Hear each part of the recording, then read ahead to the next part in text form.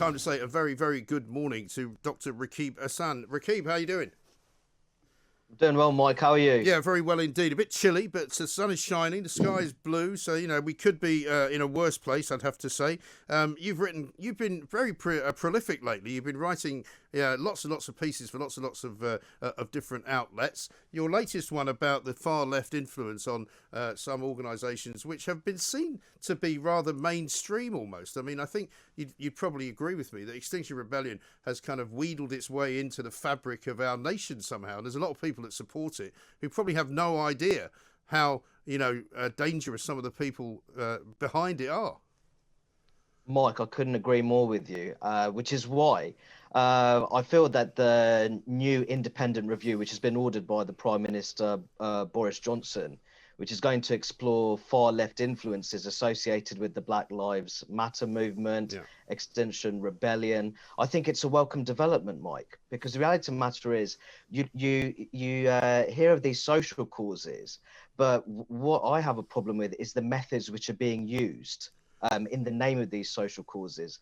And I think far left revolutionary activity within racial identity and environmental movements, it's almost a blind spot. And I think when it comes to matters of counter-extremism, we can't be selective in when it comes to which types of extremism we should be addressing. No, exactly right. Because one of the problems, I think, with both these organisations, Black Lives Matter and Extinction Rebellion, is that a lot of what I would regard as centrist people kind of latch onto them. They think, oh, Extinction Rebellion, they want to save the planet. That can't be a bad thing. Black Lives Matter wants to promote diversity and they want to help people from ethnic minorities get on better in society. All sounds very nice. But actually, when you look inside the organisations themselves, I mean, the guy that runs Extinction Rebellion is a very curious character indeed. Well, I'd say that the thing with the sort of far left revolutionary tendencies within such movements, they look to hijack social causes which command a great deal of public support in the UK. But the issue here is that there are unacceptable forms of antisocial behaviour, which I think the mainstream public do have a problem with. So, for example, with Extinction Rebellion, we've seen roadblocks preventing ambulances from gaining access to particular roads. We've seen that in London. We've also seen Extinction Rebellion block access to newspaper printing sites. Yep. A free press is an essential pillar of British liberal democracy. When it comes to the Black Lives Matter demonstrations back here last summer, under the summer lockdown, there's a 40% rise in attacks on London police officers, and BLM demonstrations, they fed into those figures. So the issue we have here is that we have social causes which are being hijacked by far left activists who have undermined respect for the rule of law, and that's not a sustainable situation for the country. And what we know about many of these people is that they are kind of proper anarchists, aren't they? Sort of, crypto communists who want to do away with society as it currently stands. The Black Lives Matter political movement is difficult to kind of identify in terms of who actually runs it, because of course they say things like, oh, we're a collective, there's no head of it, there's nobody running it, there's nobody in charge of it. But we know, for example, there's a woman in Oxford who pops up every now and again sort of shouting at police officers and making statements that she wants to tear down capitalism and reduce the nuclear family and all of this. I interviewed a guy, I think, called Gary McFarlane, who we found to be part of it, but it turns out that he's not sort of any more important than anybody else inside the movement. So it's quite difficult to identify the head of the snake, as it were. Absolutely. And I think that's why it's important that we have this new independent review, which is going to be led by Lord Warney, who's better known as the former Labour MP John Woodcock. Yeah. And I think an important part of the review is exploring how anti-capitalist, anti-democracy, fringe hard left groups such as the Socialist Workers' Party, how they look to infiltrate and colonize, you could say, mainstream centre-left causes. And by doing so, they undermine those social causes. And I think that should be an important part of the review. I think another part of the review should also explore how hard left organizations, how they're prone to legitimizing and promoting forms of anti-Semitism, Mike. I think it's worth noting that one of the co-founders of Extinction Rebellion, has been previously accused of Holocaust trivialization. So that, with recent events that we've seen with left-wing politics in the UK, I think that this independent review is most welcome. Indeed, and I mean, I mentioned at the top of the show as well the appointment of this panel by Sadiq Khan. I don't know if you had a chance to look at that, but in terms of some of the individuals that have been chosen to sit and be in judgment, effectively, of a whole selection of different historical statues and possibly even street names in London that might need to be changed. I noticed that one of them was pointed out by Guido the other day, a guy by the name of Toyin Agbetu, who was found to have had to be led away from his demonstration, quite violent demonstration against the Queen in Westminster Abbey, where he threatened to punch one of the people trying to remove him. Well, Mike, the reality of the matter is Sadiq Khan is a failed mayor. Yeah. There's no two ways about it, irrespective of whether he's re-elected or not. He has failed on a number of social issues. And I think this is why the Mayor of London, he likes to indulge in these pro-diversity initiatives, which will have very little impact on the lives of Londoners, is because it's an attempt to deflect attention away from his failures as Mayor of London on social issues, which could make a genuine impact on the life satisfaction of the people who live in the capital.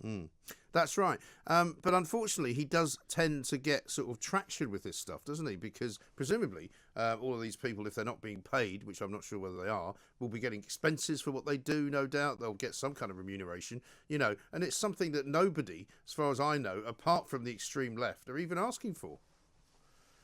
Absolutely, Mike. I think the reality of the matter is the mayor is very good at wasting money. There's no two ways about it. I think that during his time as mayor, he's increased his own PR budget. And I think this new commission, I think that is another example of, it's the fundamental waste of hard-earned taxpayers' money when there's some very serious social issues. For example, the level of crime in the capital, the problems surrounding the capital's transport system. These are bread and butter issues that should be prioritized by the Mayor of London. And instead, he's indulging in these pro-diversity initiatives. He has mastered the art of indulging in virtue signaling initiatives in an attempt to deflect attention away from his embarrassing track record as the Mayor of London. Yeah, I think that's right. But tragically, unfortunately, he's probably going to be re-elected, isn't he?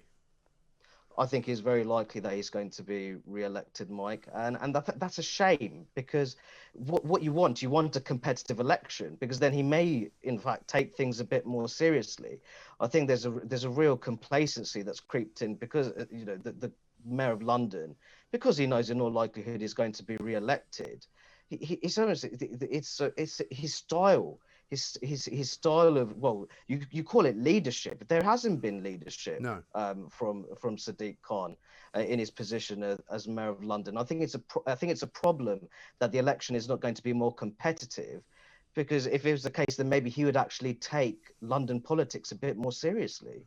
Yeah, absolutely right. And as far as the view that's now taken of Black Lives Matter since it applied for political kind of party status, how does that change their existence, and how does it change how they are viewed? Because presumably it means that a lot of organisations will no longer be able to say sponsor them or use their name because they're a political organisation now. Well, I think we'll make the point with the Black Lives Matter more generally. There's different layers. So, for example, you have the UK branch, then you have the broader Black Lives Matter social movement. Yeah. What I will say is that the Home Secretary today, she did an interview where she was very scathing of the movement. She was very critical of the nature of the demonstrations. She also said that she would not take a knee. She's not taking the knee. No. She wouldn't take the knee, no. So I think that more generally, I think people have really cottoned on to the fact that there are elements of the Black Lives Matter social movement that they go far beyond the conventional boundaries of racial equality causes. For example, reducing investment in local police forces. Yeah. I mean, that's not so much a racial equality issue. I mean, that would be a fundamental threat to public security in our local communities. Right. But yet in some parts of America, Democrat-run cities, they've actually got these kind of no-go areas for the police. I think Seattle's got a part of their city centre. Chaz, yeah. And also Portland in Oregon.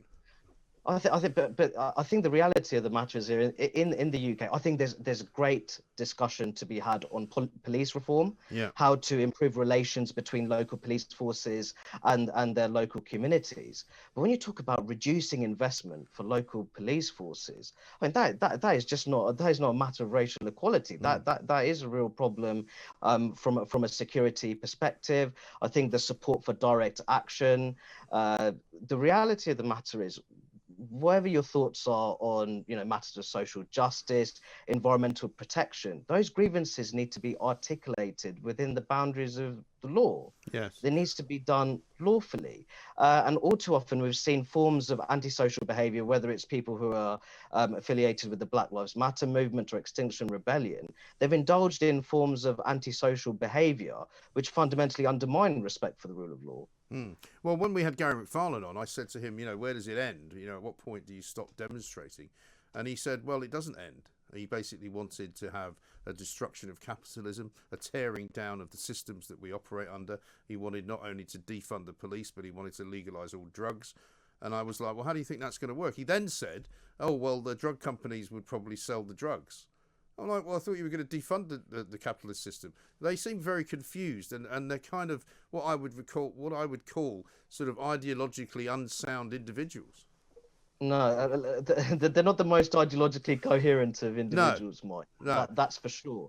I think the one point I'd make is that, Mike, you know me very well now. I call myself a bit of a sort of old school leftist. I've traditionally voted for the Labour Party. One of the first things I did when I obtained full-time employment was join the trade union. Yeah. But these far left revolutionary tendencies, they're dragging down the anti-racist movement, and they're dragging down the environmental movement as well, because through their antisocial behavior and the forms of public disruption they indulge in, they undermine public support for very important social causes. So I made the point that progressive moderates should be especially supportive of government efforts to explore and investigate forms of far left activism. But all too often, I found that the soft left, they're about as useful as a chocolate teapot when it comes to restraining these forms of far left activism. And it's a crying shame, because what they do, as I said, that they do undermine very important social causes relating to racial fairness, environmental preservation through their antisocial activities. Well, you haven't got much hope, have you, when Sir Keir Starmer, the leader of the Labour Party, and Angela Rayner, the second in command, both have a picture of themselves taken kneeling for Black Lives Matter. Mike, it was a very cringeworthy image. Yeah. And I think that, Sir Keir Starmer, he's fashioned himself as Mr. Forensic. But if he had done a little bit of research on the Black Lives Matter UK funding page, you clearly see that dismantling of British market capitalism, support for direct action, support for the eventual abolition of police forces. You see that this is not some kind of sensible anti-racist organization. It's far deeper than that. There's very clear support for far left revolutionary goals. So for them to have that image of the leader and the deputy leader of the Labour Party taking a knee and expressing solidarity with the Black Lives Matter movement, well, put it like this, Mike. There'll be quite a few people in traditional working class communities who used to vote Labour who would have seen that image and thought, perhaps not for me. No, exactly right.